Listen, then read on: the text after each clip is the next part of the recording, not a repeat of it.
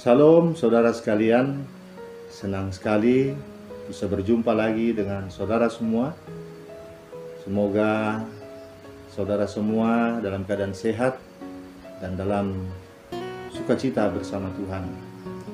Hari ini kita akan merenungkan firman Tuhan dari kitab 2 Samuel pasal 1 ayat 17 sampai ayat 27. Sebelumnya, mari kita bersatu dalam doa. Bapa di surga, sebentar lagi kami akan merenungkan firman-Mu. Kiranya Roh-Mu yang kudus menerangi hati dan pikiran kami, agar kami boleh mengerti dan memahami firman-Mu hanya di dalam kebenaran-Mu saja. Dan kiranya Roh-Mu yang kudus juga menuntun kami untuk melakukannya. Dalam nama anak-Mu Tuhan Yesus Kristus kami berdoa. Amin. Saudaraku, kita akan membaca firman Tuhan dari 2 Samuel pasal 1 ayat 17 sampai ayat 27 di bawah judul Ratapan Daud karena Saul dan Yonatan. Beginilah firman Tuhan. Daud menyanyikan nyanyian ratapan ini karena Saul dan Yonatan anaknya. Dan ia memberi perintah untuk mengajarkan nyanyian ini kepada Bani Yehuda. Itu ada tertulis dalam kitab orang jujur. Kepermayanmu, hai Israel, mati terbunuh di bukit-bukitmu. Betapa gugur para pahlawan. Janganlah kabarkan itu di Gad. Janganlah beritakan itu di lorong-lorong Askelon. Supaya jangan bersukacita anak-anak perempuan orang Filistin. Supaya jangan beria-ria anak-anak perempuan orang-orang yang tidak bersunat. Hai gunung-gunung di Gilboa, jangan ada embun, jangan ada hujan di atas kamu. Hai padang-padang pembawa kematian, sebab di sanalah perisai para pahlawan dilumuri. Perisai Saul yang tidak diurapi dengan minyak. Tanpa darah orang-orang yang mati terbunuh dan tanpa lemak para pahlawan panah Yonatan tidak pernah berpaling pulang. Dan pedang Saul tidak kembali dengan hampa. Saul dan Yonatan, orang-orang yang dicintai dan yang ramah. Dalam hidup dan matinya tidak terpisah. Mereka lebih cepat dari burung rajawali. Mereka lebih kuat dari singa. Hai anak-anak perempuan Israel, menangislah karena Saul, yang mendandani kamu dengan pakaian mewah dari kain kirmizi, yang menyematkan perhiasan emas pada pakaianmu. Betapa gugur para pahlawan di tengah-tengah pertempuran. Yonatan mati terbunuh di bukit-bukitmu. Merasa susah aku karena engkau, saudaraku Yonatan. Engkau sangat ramah kepadaku. Bagiku cintamu lebih ajaib daripada cinta perempuan.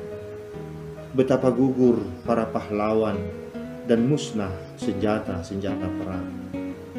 Demikian firman Tuhan.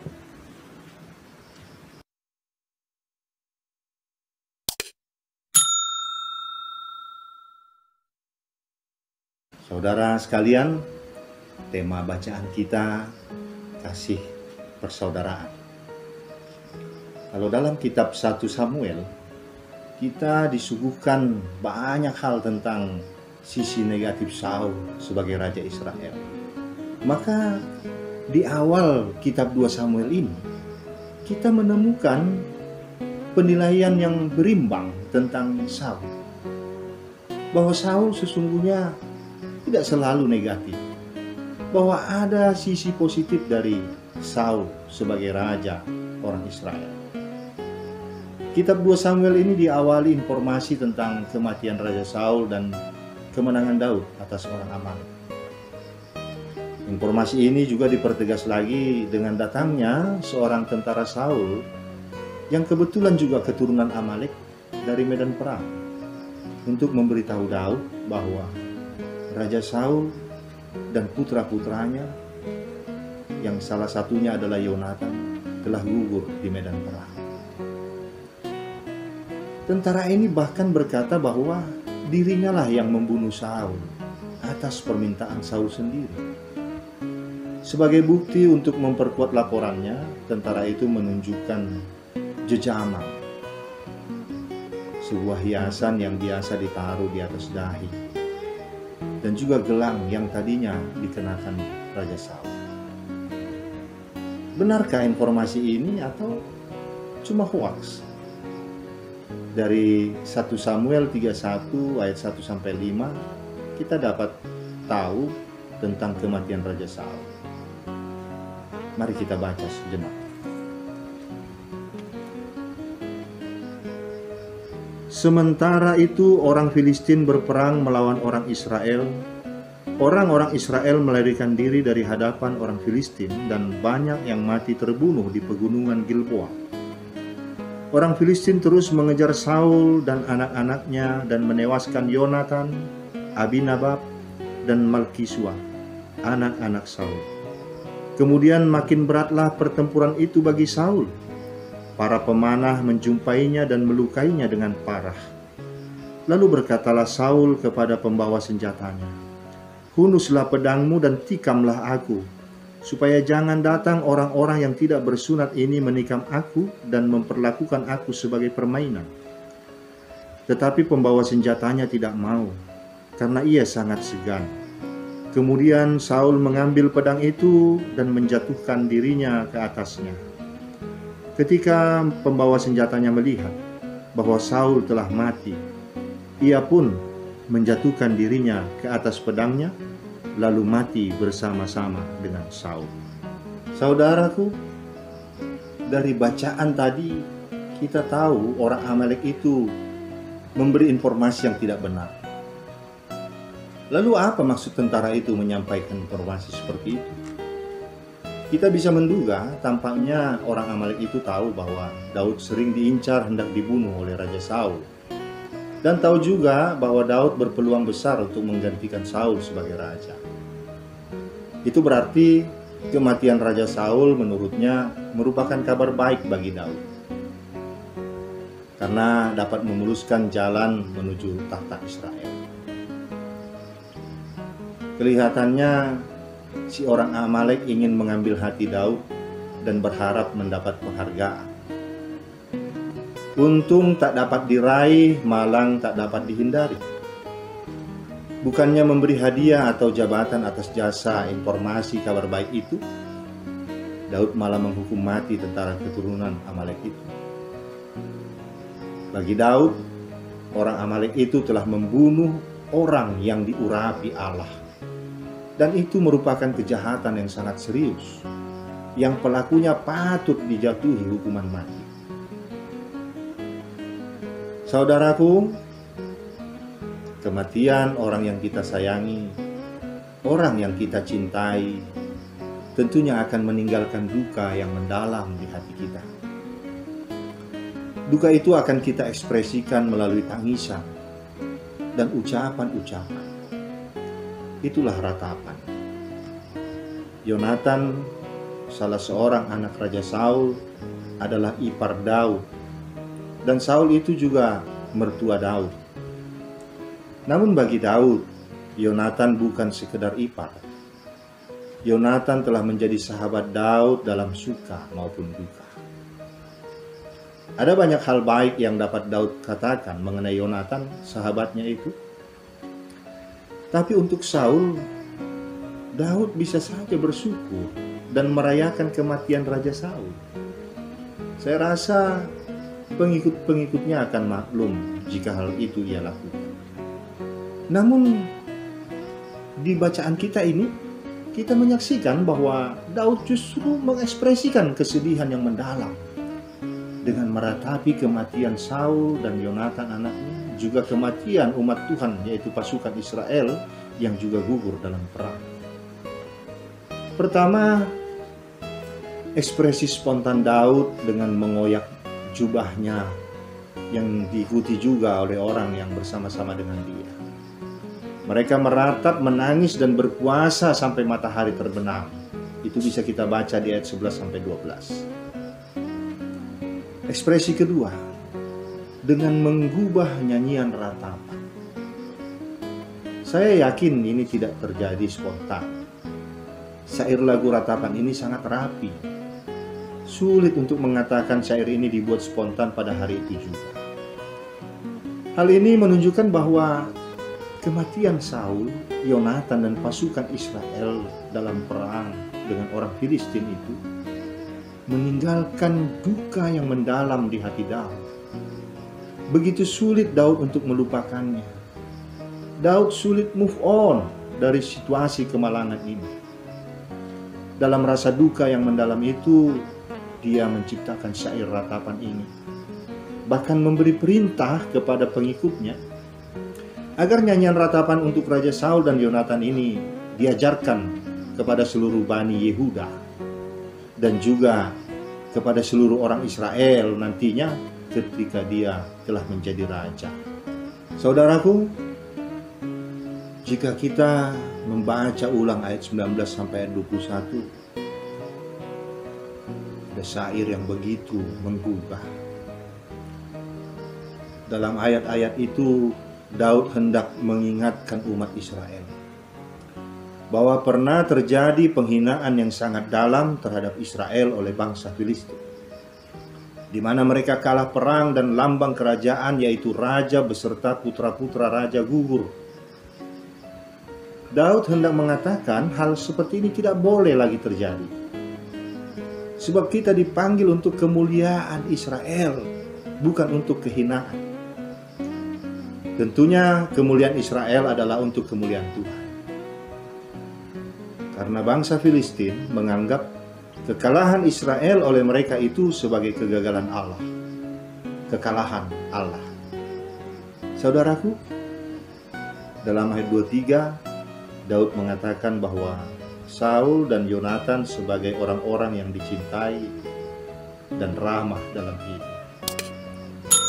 Sekali lagi, kita bisa maklum jika Daud mengatakan demikian tentang Yonatan.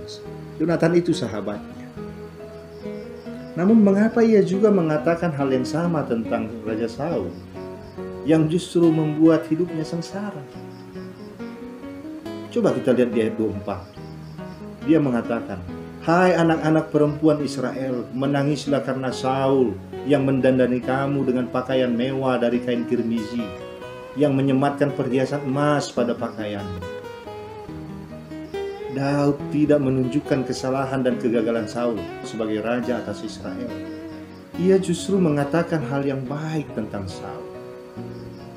Semangatnya, kemenangannya di bidang militer, dan kerajaannya yang makmur. Itu yang kita lihat dari ayat 21 sampai 24. Saudara sekalian, nyanyian ratapan yang mendalam ini mungkin dicurigai sebagai suatu sandiwara atau pencitraan. Namun sikap hormat Daud terhadap Raja Saul saat ia dikejar-kejar hendak dibunuh merupakan bukti yang dapat menolak kecurigaan itu. Setidaknya ada 2 kali kesempatan bagi Daud untuk membunuh Raja Saul. Dalam 1 Samuel pasal 24 dan pasal 26, kita bisa tahu bahwa Daud membiarkan Raja Saul tetap hidup. Mengapa? Itu karena Daud menghormati Raja Saul sebagai orang yang diurapi Tuhan. Coba kita baca 1 Samuel pasal 24 ayat 11 dan pasal 26 ayat 11. Di sana dikatakan, "Ketahuilah pada hari ini matamu sendiri melihat bahwa Tuhan sekarang menyerahkan engkau ke dalam tanganku dalam gua itu. Ada orang yang telah menyuruh aku membunuh engkau, tetapi aku merasa sayang kepadamu, karena pikirku, aku tidak akan menjamah tuanku itu, sebab dialah orang yang diurapi Tuhan." Pasal 26 ayat 11, "Kiranya Tuhan menjauhkan daripadaku untuk menjamah orang yang diurapi Tuhan. Ambillah sekarang tombak yang ada di sebelah kepalanya dan kendi itu, dan marilah kita pergi." Jadi duka cita Daud bagi Raja Saul ini murni atas dasar cinta kasihnya kepada mertuanya. Cinta kasihnya kepada rajanya yang diurapi Allah. Saudaraku, respon Daud yang sangat menghormati Allah dengan cara menghormati orang yang diurapi Allah mengingatkan kita untuk bersikap rendah hati, menghormati orang yang telah ditunjuk Tuhan menjadi pemimpin kita, termasuk orang tua, mertua, guru, majikan, atasan, dan pemimpin rohani di gereja kita. Mungkin saat ini kita lagi kesal, jengkel, marah, bahkan mungkin dendam kepada orang tua kita, kepada mertua kita, guru, dosen, majikan, atasan, dan pemimpin di gereja kita. Kebanyakan dari kita segan untuk melawan mereka, bukan karena takut, tapi lebih kepada menghindari cibiran masyarakat umum. Jangan sampai kita ini dibilang durhaka. Tapi sebenarnya hati kita akan bersorak saat mereka mengalami kesusahan, saat mereka jatuh, saat mereka mengalami kemalangan. Kita justru akan bersyukur atas penderitaan mereka. Bahkan tidak sedikit orang yang berani terang-terangan melawan para pemimpin itu, menantangnya, memakinya, menjelek-jelekan, menghina, memperkarakannya di pengadilan. Kita mungkin sangat geram melihat kelemahan, bahkan cacat moral yang membuat sang pemimpin akhirnya jatuh. Namun, adanya kelemahan itu tidak boleh menjadi alasan bagi kita untuk dengan sengaja merendahkan mereka. Saat mereka jatuh, kita patut berduka, bukan bersukacita. Oleh karena itu, doakanlah para pemimpin yang telah Tuhan pilih untuk kita, agar mereka dipelihara Tuhan untuk menjadi berkat bagi hidup kita. Saudaraku, meski Saul memusuhi Daud, dan Tuhan sendiri sudah menetapkan Daud untuk menggantikan Saul sebagai raja, Daud tidak menganggap dirinya berkuasa atas Saul. Maka ia tidak berusaha mewujudkan janji Allah itu dengan paksa atau dengan menggunakan tangan orang lain untuk merebut tahta. Dia tidak pernah berusaha untuk menggulingkan dinasti Saul. Duka cita dalam diri Daud menunjukkan kemurnian Daud dan ketiadaan ambisi Daud untuk merebut tahta. Tahta kerajaan Israel akhirnya diberikan Allah kepada Daud, bukan dikejar-kejar atau diusahakan oleh Daud sendiri. Ini menjadi pelajaran penting bagi kita. Biarlah kehendak Allah atas kita terwujud berdasarkan waktu yang sudah dirancang oleh Allah. Jangan berusaha menggiring situasi dan kondisi supaya berjalan memenuhi keinginan dan waktu kita. Tetapi biarlah semua terjadi atas kehendak Allah. Saudaraku, dalam nas ini juga ditunjukkan bahwa Daud tidak menginginkan kematian Saul. Meskipun Daud akan selalu berada dalam bahaya jika Saul masih tetap hidup. Tetapi karena kecintaannya kepada Israel sebagai umat Allah, membuat dia tidak ingin raja Israel itu, mertuanya itu, dihancurkan. Dia tidak ingin keamanan pribadinya menjadi lebih utama daripada keamanan seluruh bangsa. Bagi Daud, kepentingan nasional lebih utama dari kepentingan pribadi. Daud menangisi, meratapi Saul, walaupun Saul ingin membunuh dia. Tangisan dan ratapan Daud ini adalah tangisan orang yang hatinya begitu cinta kepada Allah, begitu cinta kepada umat Allah, dan begitu cinta kepada raja yang diurapi Allah, yang ditugaskan Allah untuk menggembalakan umatnya. Saudara sekalian, berhentilah memiliki hati yang sempit, yang hanya menampung cinta pada diri sendiri dan kepentingan sendiri. Mari kita belajar memiliki hati yang luas, yang mampu menampung cinta dan kepentingan yang lebih besar dari diri kita. Oleh dasar cinta yang lebih luas itu, kita dapat merasakan dan tersentuh atas kemalangan orang lain, bahkan kemalangan musuh-musuh kita.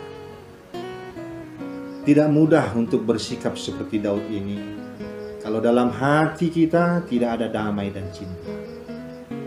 Daud mampu melakukannya karena dia mampu mengampuni musuh besarnya, yaitu Saul.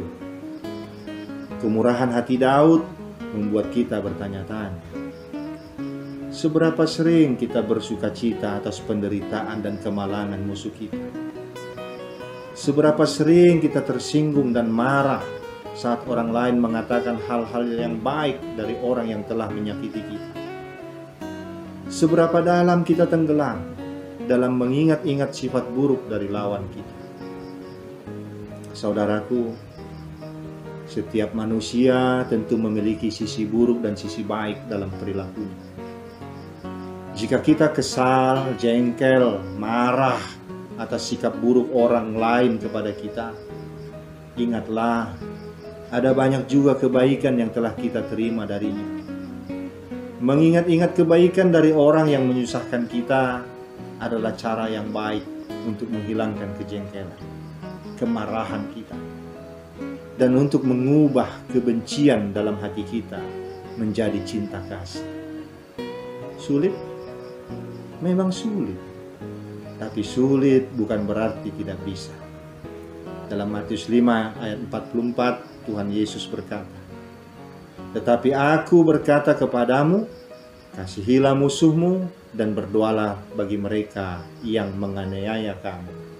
Saudaraku, ada 5 pelajaran penting dari bacaan kita hari ini. Yang pertama, hormatilah para pemimpinmu. Kelemahan-kelemahannya tidak boleh menjadi alasan bagi kita untuk dengan sengaja merendahkan mereka. Yang kedua, jangan berusaha menggiring situasi dan kondisi berjalan memenuhi keinginan dan waktu kita, tetapi biarlah semua terjadi atas kehendak Allah.